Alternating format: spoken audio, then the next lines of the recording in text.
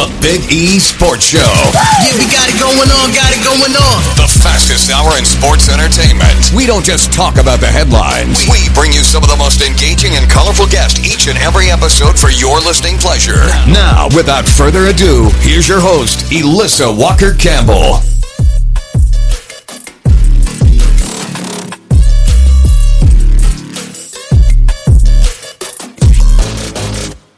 Elissa Walker Campbell, welcome back. The Big E Sports Show. Indeed, it is a big week on the PGA Tour. AT&T Pebble Beach Pro-Am is underway and Scottie Scheffler returns. We're going to highlight and discuss all the big headlines. True pleasure when we have the opportunity to catch up with former PGA Tour player, author, and regular guest on our show. That's our favorite guy from the great state of Louisiana, who knows where all the best Cajun restaurants are in New Orleans. How you doing, Larry? I'm doing great. I hope everybody is too as we approach the golf season and full underway now, and won't be too long before we're watching the green grass of Augusta, which is always really exciting time in golf. Absolutely. It's the countdown for the Masters, but also for Super Bowl 59, which will actually be right there in your backyard in New Orleans at the Caesars Superdome. You guys got to be fired up for that.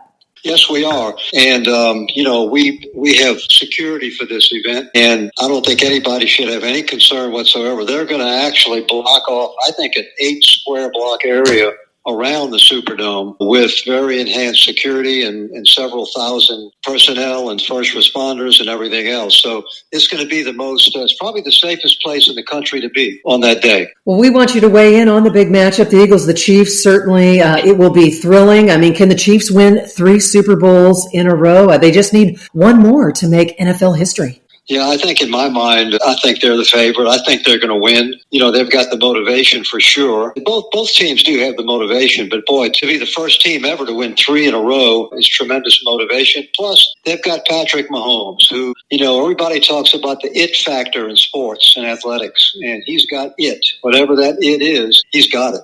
And he just... he plays playground football. That his passes come from every angle, every body angle, and the defense never knows what's coming. And he's just able to improvise on the run. I've never seen anyone throw the ball on the run better than he does. Yeah. And I just think that he's going to find a way to move that team up and down the field and score enough points to win. Well, while we got you on the show this weekend, give us a hit on your Saints, because it seems like the head coaching job was actually not that desirable. What is the direction of the team, the franchise, and why do you think it's taken them so long to secure a coach? Well, just for that reason, I think it's not desirable at this moment. The team has had a couple of pretty dismal years, and, a lot of our best players are beginning to age and get well past their prime. So it looks like, and then, of course, we all knew what was coming after Drew Brees retired. We knew we were going to have down years. But now, as I said, the Alvin Kamaras and the Cam Jordans, some of the stars on the team are aging and slowing down. And so it looks like bleak times. And so it's going to be a rebuilding period. And so I don't know how many coaches, want to step into a situation like that. So it's probably not going to be one of your top tier names. But right now, I think Kellen Moore is being thrown around as the favorite, because since Mike McCarthy has pulled his name. Yeah. Well, let's transition and talk about a guy that has not slowed down when we get onto some PGA news and notes, and that is Scottie Scheffler. Had a career year in 2024, 3rd straight year to be Player of the Year. What are your expectations for him in 2025, especially he's coming off that hand surgery? I don't see it being any different than last year. I think he's going to dominate. He's mastered his swing. You talk about owning your swing. And he really does own his swing. I mean, he can control that ball like nobody else. And, we haven't seen greens in regulation percentages like this since Ben Hogan, where he's averaging 14 to 15 greens around in regulation. So you give yourself that many chances. And with his improved putting that he has done in the last couple of years, he just makes a lot of birdies. I think he's averaging 5 birdies around or extremely close to it. Maybe actually a little more. But when you're making 5 birdies a round out there, you're pretty hard to beat, especially when you don't make a lot of big mistakes. He's got such a controlled ball flight, especially with his driver, that he doesn't put himself in trouble very often. And so he doesn't rarely makes a double bogey. And that's the key to tournament golf. You can live with bogeys. They don't ruin your round. But when you make doubles and worse, it does ruin your round. But he stays away from that. And he hits so many greens in regulation. Like I said, not since Ben Hogan have we seen this. And so I don't see him slowing down at all. I think he's going to, I don't know if he's going to win 7 or 8 tournaments again, but he's sure going to win multiple events for sure. Well, his consistency literally translates. That's why he's been absolutely so dominant. So we talk about Scottie Scheffler, but also back in action this weekend at Pebble Beach is Jordan Spieth. And given good health in 2025, what are your thoughts on his comeback, his return from wrist surgery? Because he's been out a really long time. We're talking since the month of August, Larry. Yeah, boy, I'll tell you, that's an unknown equation. Your wrist surgeries or wrist injuries in golf are really, really difficult because those small joints, they take a lot of the brunt of the force of the golf swing. And once you've had an injury in your wrist, boy, it's really easy to tweak it again, even if it's a little bit of a tweak. And, in these days on the PGA Tour, if you got a little bit of a tweak anywhere, it's going to cost you. And you're going to have, dozens of players pass you up.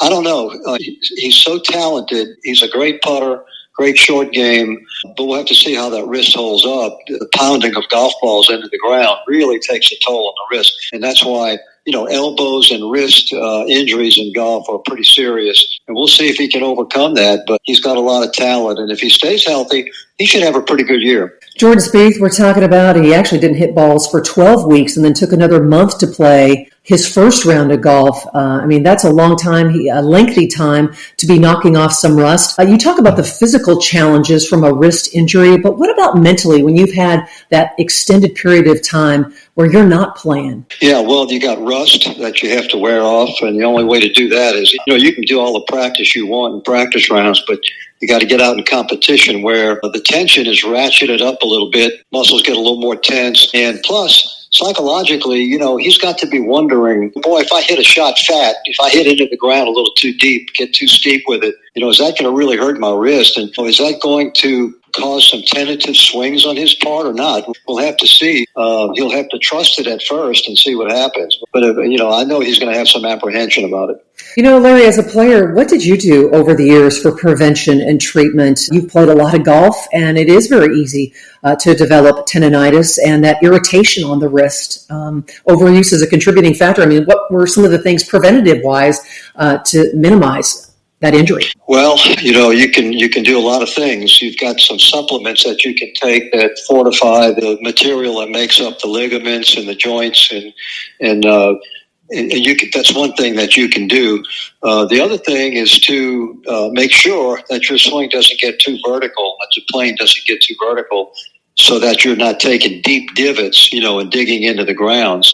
I always took caution with that and made sure, you don't want to get the ball too far back in your stance, because when you do that, you're going to come into it more steeply and hit into the ground harder and put more force on those joints.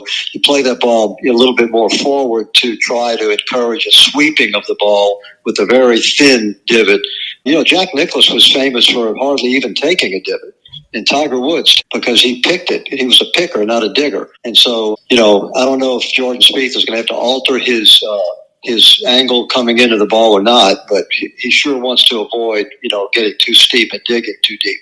Well, Larry, let's have you also weigh in on Rory McIlroy's comments. There certainly has been a lot of discussion about the dismal television ratings in the game of golf. Why do you think they've been so lackluster and that there was a significant drop in viewership? You look at the numbers, it dropped by 15% in 2024. Well, it's become kind of boring for two reasons. Number one, there's too much downtime, taking too long to play, too much time in between shots, and you're sitting there watching golf, and really, the action lasts, a second or two when they swing. The rest of the time, you got guys walking down the fairway and talking and waiting on the next group ahead of them. And the second thing is that I think that, and I've always thought this for the last several years, that the telecast should involve more instructional, educational stuff about the shots that the players hit. Right now they just say, he's got a 7-iron from 180 yards, and he hits a slight fade. Well, I'd like to hear the broadcaster talk about how you hit that slight fade, or the slight draw, and give a little bit of instruction to the viewers during this downtime, because that would make it more interesting for the viewer. We keep his interest and attention, whereas not saying anything or going to a commercial or just talking about, something in general, it kind of bores the viewer. So I think these viewers out there would like to learn a little bit about what these guys are doing and how they do it. Well, I think it's an important conversation to have, because we talk about golf's future, how to go about enhancing viewer engagement and to bolster those ratings. I mean, you can't just rely on a Scottie Scheffler or a Tiger Woods or Rory McIlroy to grow the game. You've got to be able to fortify that fan base and connect with these younger viewers, right? Right, that's correct. And I'd love to see a shot clock in golf. They tried it on the European Tour about 3 or 4 years ago. Yeah. They tried it, and it worked, and the players loved it. And it worked beautifully, and they cut the rounds down to 4.5. But for some reason, the PGA Tour just shies away from wanting to do that. But I'd love to see a shot clock. Why not? Why not let a guy take 4 minutes to hit a 100-yard wedge shot? It doesn't take that long. You just have to get the right club, aim it, and fire it, and let it go. You don't stand there and change clubs 3 or 4 times and talk to the caddy and wipe your club with a towel. So it's just, they need to speed it up, and that's the only way you're going to speed it up is to put a shot clock on these guys. And if they don't get the shot off in time, well, it's the first time maybe a warning, and the second time a shot penalty. And that would certainly speed up the pace of play. Well, Larry, you bring up pace of play, but also chiming in was Dottie Pepper on last week's telecast, and she was talking about, especially this time of year when days are short, days are not long, you're trying to get your round in. It is an issue that has been lingering, pace of play on the PGA Tour, and it is impacting the bottom line. It does, and I'll tell you, people watching golf see this, and, it filters down to the recreational golfer, where you go to the public golf course and, it takes you 5.5 hours to play because they're emulating what they see the pros do. The recreational golfer watches the pros and they think that everything they do is the way to do it. And so it ends up infecting the recreational player as well. Yeah. Well, we're getting ready to wrap up our segment. AT&T Pebble Beach, it is underway. Who or what are you looking forward to most in this year's tournament?